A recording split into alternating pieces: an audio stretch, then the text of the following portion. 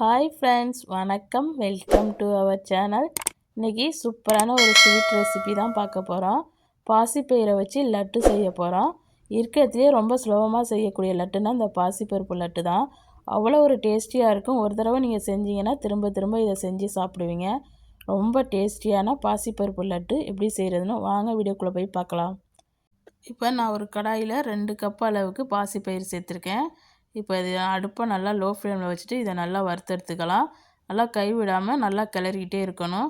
First time நீங்கள் கிளறும்போது கொஞ்சம் ஹார்டாக இருக்க மாதிரி இருக்கும்.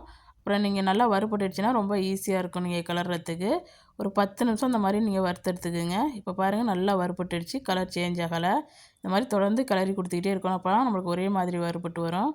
இப்போ இது நல்லா ஆறுனதுக்கு பிறகு ஒரு மிக்ஸி ஜாரில் போட்டு இதை நல்லா அரைச்சி எடுத்துகிட்டு வந்துடலாம். பாருங்கள் இப்போ நல்லா அரைச்சி எடுத்துகிட்டு வந்தாச்சு. இந்த மாதிரி இருக்குது. இப்போ நான் இதை ஒரு ஜல்லடையை வச்சு இதில் சலித்து எடுத்துக்கிறேன்.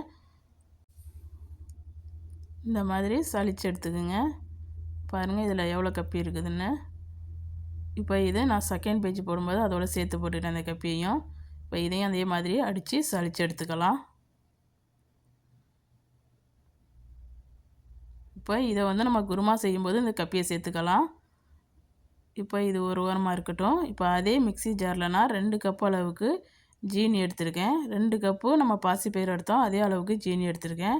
இப்போ அது கூட நான் ஒரு 5 ஏலக்காய் சேர்த்து நல்லா இதை அடித்து எடுத்துகிட்டு வந்துடலாம். இப்போ இதையும் இந்த மாவு கூட சேர்த்துக்குங்க. இப்போ எல்லாத்தையும் நல்லா கலந்து கொடுத்துக்கலாம். ஃபஸ்ட்டு நல்லா இந்த மாதிரி ஒரு கரண்டி வச்சுக்கிட்டு நல்லா மிக்ஸ் பண்ணி விட்டுருங்க. ரொம்ப சுலபமாக செஞ்சிடலாம். இந்த மாதிரி மிக்ஸ் பண்ணிவிட்டு இந்த மாவை நீங்கள் அள்ளி வச்சுருந்தா கூட உங்களுக்கு தேவைப்படும் போது நீங்கள் டக்குன்னு நெய் போட்டு இதை மிக்ஸ் பண்ணி கூட கொடுத்துடலாம். இப்போ நான் ஒரு கடாய் அடுப்பில் வச்சுருக்கேன். அது கூட நான் 2 டேபிள் ஸ்பூன் அளவுக்கு நெய் சேர்த்துக்கிறேன். இப்போ இது கூட நான் ஒரு 2 டேபிள் ஸ்பூன் அளவுக்கு முந்திரி சேர்த்துருக்கேன். உங்கள் விருப்பம் தான், முந்திரி நீங்கள் கூட குறைச்சி சேர்த்துக்கலாம். இப்போ இது நல்லா கோல்டன் ப்ரௌன் கலர் வர்ற வரைக்கும் வறுத்துட்டு இந்த மாவோட சேர்த்துருங்க. இப்போ சேர்த்து இதை மிக்ஸ் பண்ணிக்கலாம். இப்போ இதுக்கு நெய் சேர்த்து தான் நம்ம இதை நல்லா பிசைஞ்சு எடுக்க போகிறோம். அதனால் நெய்யை நான் சூடு பண்ணியிருக்கேன். இந்த மாதிரி நெய்யை நல்லா சூடு பண்ணிக்கோங்க. இப்போ நெய் இதுக்கு எவ்வளவு தேவைப்படும்னு நம்மளுக்கு கரெக்டாக சொல்ல முடியாது.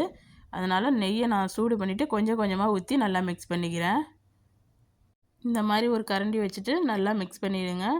ஏன்னா கொஞ்சம் ஹீட்டாக இருக்கும், கை வைக்க முடியாது. அதனால் இந்த மாதிரி கரண்டியில் நல்லா கலந்துக்குங்க. ஃபஸ்ட்டு கொஞ்சம் கொஞ்சமாக நெய்யை ஊற்றி மிக்ஸ் பண்ணிக்கோங்க. ஏன்னா கூட போய்த்துனா நம்மளுக்கு உருண்டை பிடிக்க முடியாது. அதனால் கொஞ்சம் கொஞ்சமாக ஊற்றி மிக்ஸ் பண்ணிடுங்க. இப்போ இந்த அளவுக்கு நல்லா கலந்துட்டேன். இன்னும் கொஞ்சம் நெய் இருக்குது, அதையும் ஊற்றிக்கலாம். இப்போ நெய் ரொம்ப சூடாக இருக்கணும்னு அவசியம் இல்லை, மெல்ட் ஆனாவே ஓகே தான். நம்ம ஏற்கனவே பாசிப்பருப்பை நல்லா வறுத்துட்டு தான் இதில் சேர்த்துருக்கோம். அதனால் நெய் ரொம்ப ஹீட்டாக இருக்கணும்னு அவசியம் இல்லை. இப்போ நல்லா மிக்ஸ் பண்ணியாச்சு. இப்போ நம்ம கை வச்சு நல்லா கலந்துக்கலாம். கை வச்சு நல்லா கட்டி இல்லாமல் நல்லா பிசைஞ்சு எடுத்துக்குங்க.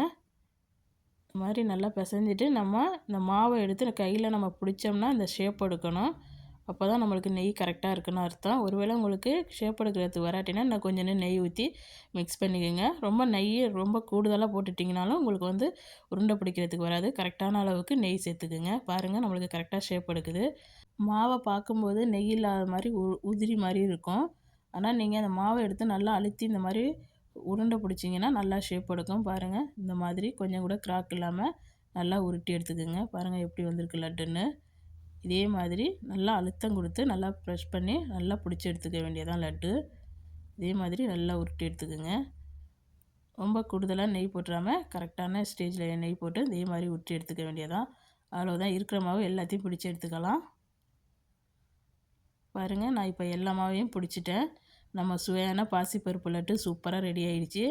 இருக்கிறதுலே ரொம்ப ஈஸியாக செய்யக்கூடிய லட்டுன்னா அந்த பாசிப்பருப்பு லட்டு தான்.